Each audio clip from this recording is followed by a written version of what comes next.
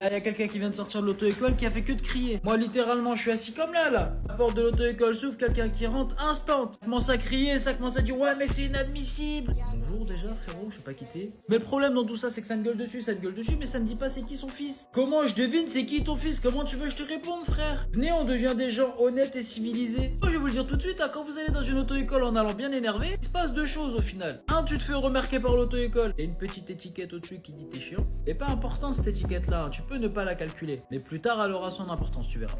De deux, tu repartiras pas avec ce que tu voulais dans tous les cas. Si tu viens réellement dans l'objectif de me casser la tête, quelle que soit la chose dont tu as besoin, que je puisse ou que je puisse pas, tu ne l'auras pas. Quand tu te seras recalmé et que tu seras redescendu sur terre, là on va commencer à rediscuter entre hommes. Et là je te donnerai ce que tu as besoin. Et avec le sourire en plus. Ou les petits curieux qui vont me demander pourquoi la personne est venue crier. Il était persuadé que j'avais pas mis date d'examen à son fils, alors que son fils il avait reçu le mail avec la date d'examen. Comme son fils il regarde pas ses mails, il l'a jamais su en fait. Rassurez-moi quand même, vous êtes au courant du glitch pour avoir le code du premier coup. Attends, je vais vous expliquer tout ça. Première astuce, c'est de réviser au bon endroit. Arrête les séries YouTube, les séries cheloues. Ça, c'est nul, oublie. Fais ça plutôt, tu vas pouvoir réviser avec des questions officielles, les mêmes que le jour de l'examen là.